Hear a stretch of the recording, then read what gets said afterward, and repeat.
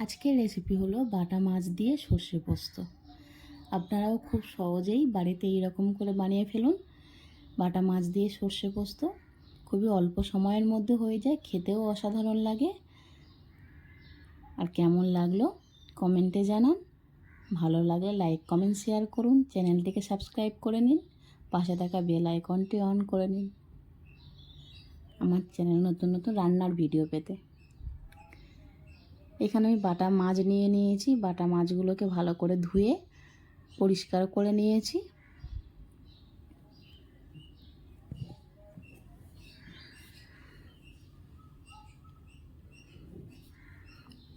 বাটা মাছগুলোকে আমি এবার নুন হলুদ মাখিয়ে নেব।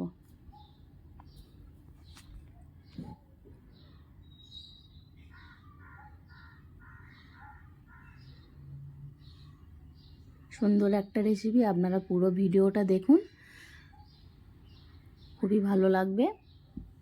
আর বাড়িতে আপনারা এই রকম করে তৈরি করে খান, আর কেমন লাগলো কমেন্টে জানান। আমি এখানে বাটা মাছের সর্ষে পোস্ত বানানোর জন্য একটা মশলা করে নেব। এখানে আমি দিয়ে দিচ্ছি 1 টেবিল চামচের মতো সাদা সর্ষে, আর 1 টেবিল চামচের মতো কালো সর্ষে, আর 1 টেবিল চামচের মতো পোস্ত দিলাম। 3টে কাঁচা লঙ্কা, 6 থেকে 7টা শুকনো লঙ্কা। আপনারা ঝালটা আপনাদের মতো বুঝে দেবেন। কড়া গরম হয়ে গেছে, কড়াইতে দিয়ে দেব সর্ষের তেল।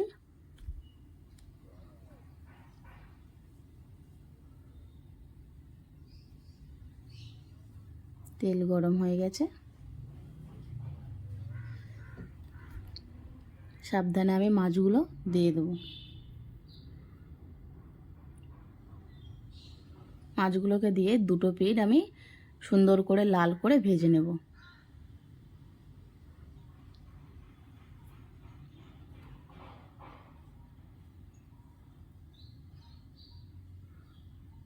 একটা পিঠ ভেজে নিয়েছি, উল্টে দেব, দিয়ে আমি দুটো পিঠ লাল করে ভেজে নেব।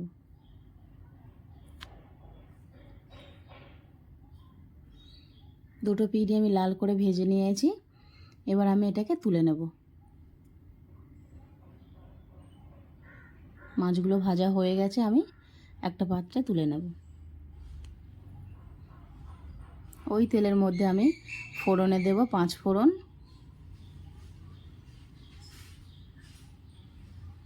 দিয়ে আমি বেটে রাখা মশলাটা দিয়ে দেব।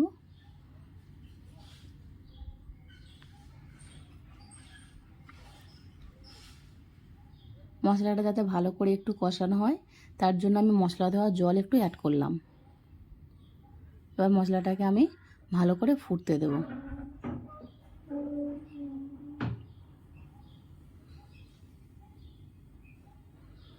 মশলাটা ফুটে গেছে, এবার স্বাদ মতো নুন, হলুদ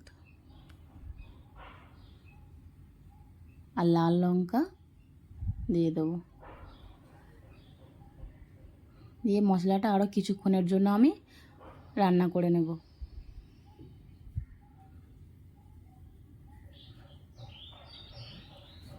দেখুন এখানে মশলাটা ঘন হয়ে এসছে। এবার আমি ঝোল মাপিয়ে একটু জল দিয়ে দেব।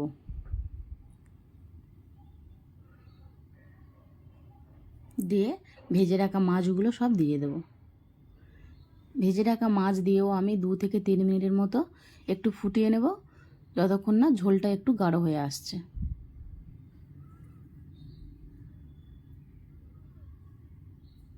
ঝোলটা ফুটে গেছে, এবার 2 থেকে 3টে কাঁচা লঙ্কা চেরা দিয়ে দেব। দেখুন এখানে ঝোলটা পুরো গাঢ় হয়ে গেছে। এবার আমি ঝোলটাকে নামিয়ে নেব। এই রেসিপিটা যে কোনো মাছ দিয়েই করতে পারেন, তেলাপিয়া বা পার্শে যে কোনো মাছ দিয়েই এই রেসিপিটা আপনারা তৈরি করতে পারেন।